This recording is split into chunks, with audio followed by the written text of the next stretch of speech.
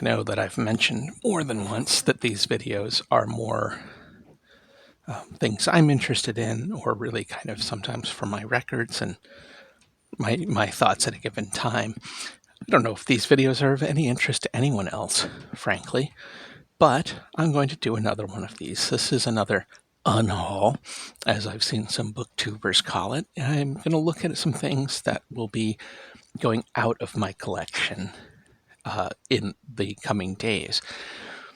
First up, it's a couple of things from this year's free RPG day that I have read and will be moving on.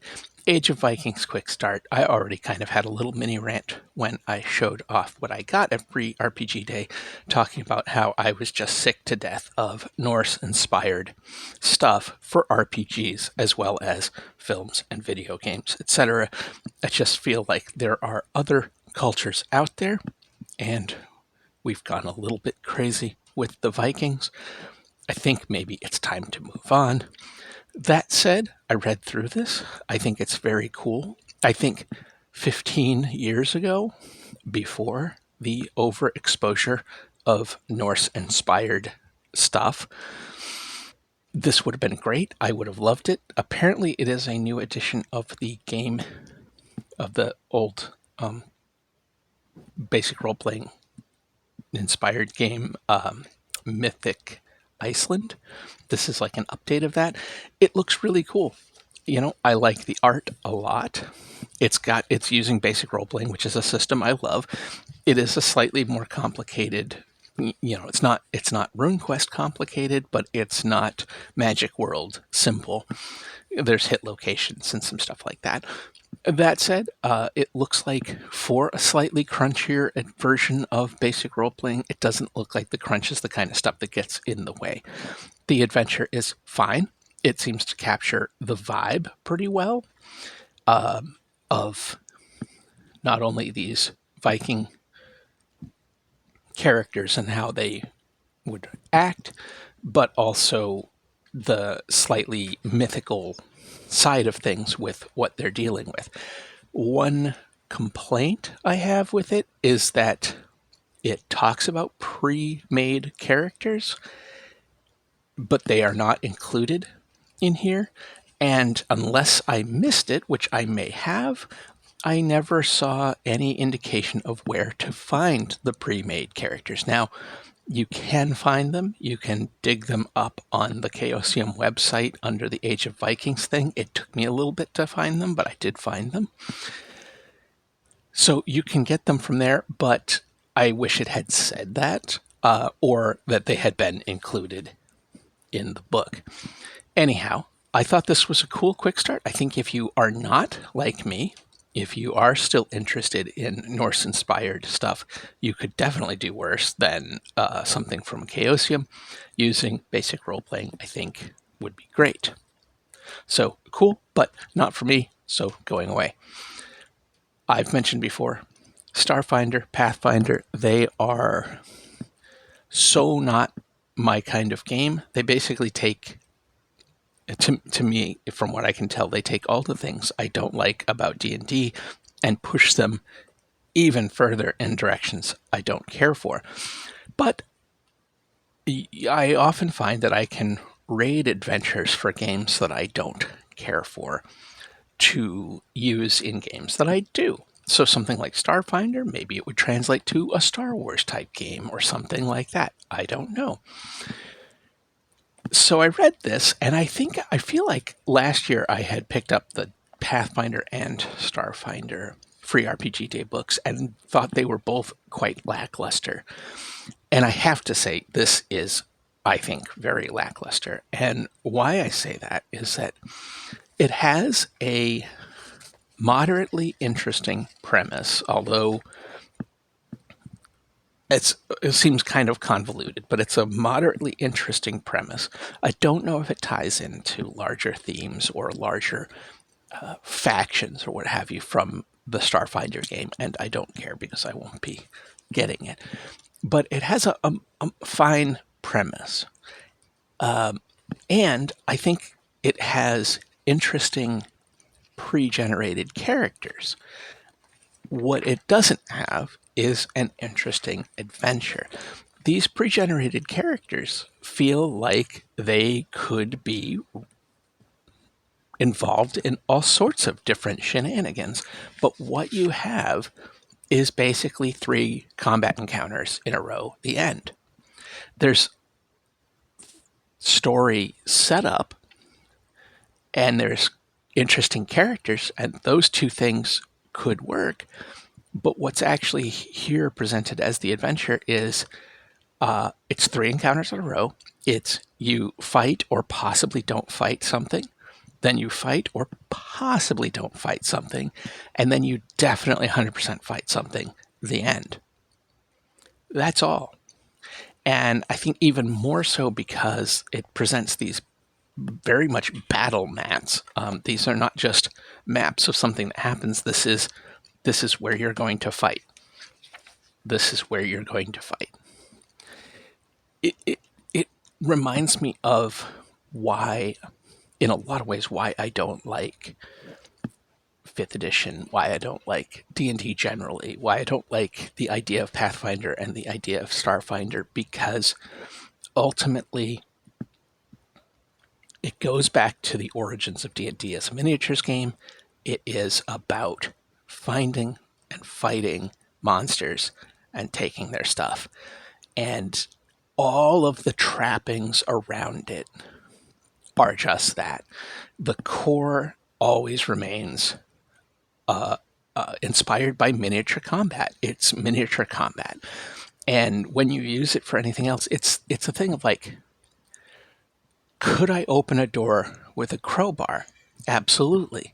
But the keys would work better. And that's what I look at with whenever you try to do stuff that isn't fighting the monsters and stealing its stuff with D&D or D&D adjacent games, it's trying to open the door with a crowbar. Does it work? Sure, but it's messy and there are better ways to go about it. Just buy the keys. Get a game that actually encourages something other than fighting monsters and taking their stuff. Anyway, I just found this, like, there's the setup and the characters to then have such a pointless actual adventure in there was kind of, annoying. And this is like putting your best foot forward. This is the free RPG Day thing. This is like, hey, come check out our game. Find out why you would want to go further in this. And like, why would you want to go further in this? Unless you just want to play miniature games. And then they have miniature games. Get Warhammer or something. Anyway, I'll be getting rid of these for some various reasons. I have other tables of random charts, and I've just decided I'm not going to go any further with these Matt Davids books, and so I'll be moving these along. I flipped through this random esoteric creature generator. It just didn't do anything for me. I, again, have other books that do similar things, and this just doesn't really add to the collection, so that'll be going out the door. Hubris is one. This one kind of hurts a little bit. I liked a lot about this setting. There were things that I really liked, but when I just looked at it, and I've used some of the random charts for encounter design and for some stuff like that, but I'm just never going to. I'm less likely to run DCC generally now. I kind of feel like if I was going to run something in that ballpark, I'd probably run Shadow Dark, and which doesn't necessarily affect this because you could use this material with Shadow Dark pretty easily. But I was never going to run it in this setting. I realized that I'm not going to use it, and I think I've gotten the use out of the random charts in it that I'm not going to use the deities from this, so I don't really need this book. I just saw I have a bookmark in here I should get rid of before I unload the book. So, yeah, I won't be keeping that. Broodmother Sky Fortress, this was one I had seen a review for, and it sounded really cool, and it was very expensive. and I think it may be out of print. I don't remember, but I found it at a decent price at a used bookstore, and I picked it up and I read it, and it was fine. It was all right. It had a few neat ideas, but again, I just don't see myself ever actually using it. I'm glad I read it, but it's not for me. So I don't need this. I'll move that on. Mega Dungeon. This did not click for me at all. I read through these, they're zines, and nothing about this made me want to run anything. For OSR people, there's probably stuff that they would enjoy in here if you're really into dungeon crawling and stuff like that, probably. But it's not for me. So these 3 volumes of Mega Dungeon, which I picked up again at a used bookstore, will be moving on. Loner, I was experimenting with various solo rules, and I picked this one up because they were very cheap. And I've read this a couple of times, and it just doesn't click with me. Nothing wrong with it necessarily. It's just not what I want, not what I'm looking for. And it's like it's in a very different ballpark. This does a different approach, but it's kind of like the more I think about Four Against Darkness, the more I think that's not the game for me. Because, like in the case of Four Against Darkness, it's a dungeon crawler. It is a tabletop dungeon crawler. It's all about kicking down the door, killing the monster, and taking its stuff. And there are additional books to make it do other things, but I don't necessarily. I picked up a few, and I don't necessarily want to keep investing in the game to be able to add in the things that I want to get. They also did a second edition, and I went back and forth on picking it up, and I finally, I think, decided not to. So Loner sort of goes in a different direction. It's a little bit more, I don't want to say powered by the apocalypse, but it's more in that vein, more in like the Fate kind of, storytelling kind of thing, which is much more what I probably would want from a solo RPG, but it just didn't really click with me. And I picked up several other sets of solo RPGs to try out that align more with what I'm looking for. So that also will be moving on. This one was one that I had picked up kind of on a whim from Lulu years ago. It was fine. It's like a little setting for a Giallo-inspired horror adventure kind of thing. It's fine, but I'm never going to use it. So I'm moving on from that.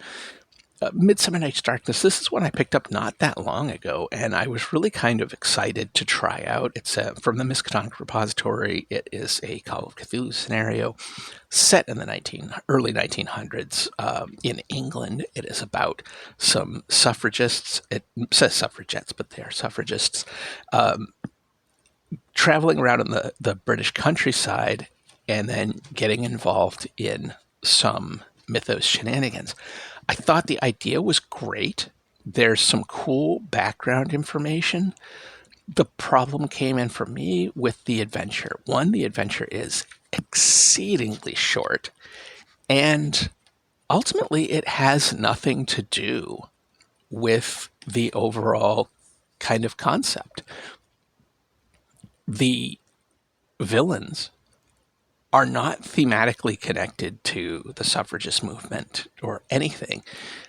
Could you make them so? Sure, but it would take work on the part of the keeper to, like, I had thought that because there's an early encounter. The first encounter could be that you're like giving a stump speech about votes for women. I thought, well, maybe you could have the villains of the piece be real kind of chuds and have them at that speech hurling insults or something. But ultimately it's just, getting involved with the adventure. It could be anybody. It doesn't have to be suffragists. It could be just anybody camping in a field in England getting roped into what's going on. So that was kind of disappointing. I was hoping to run this for some friends of mine who are very into history, women's history, the history of votes for women, etc.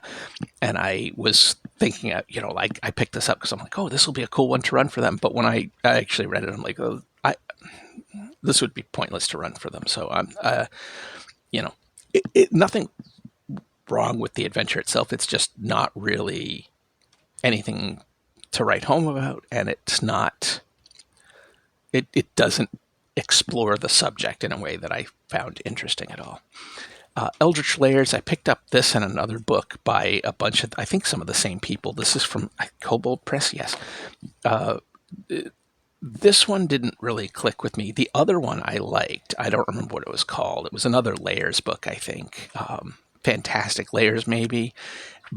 And that was cool. This Eldritch Layers one, there was none of the things in here lit my fire, so I'm not going to use it, and so I will pass it on.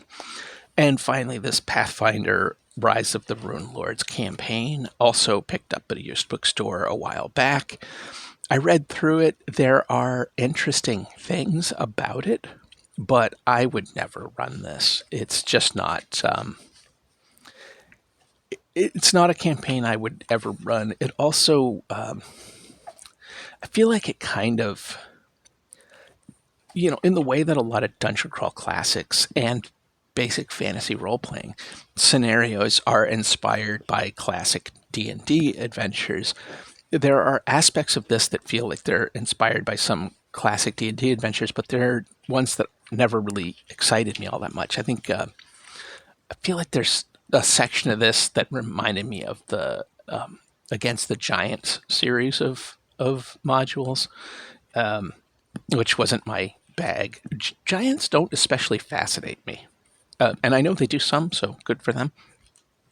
But yeah, I'm obviously not going to run Pathfinder, but I'm not going to run this campaign. So I think it's just time. It takes up a good chunk of space on a shelf, so I think it's time for it to move on. So yeah, that's these RPG books that will be finding new homes soon.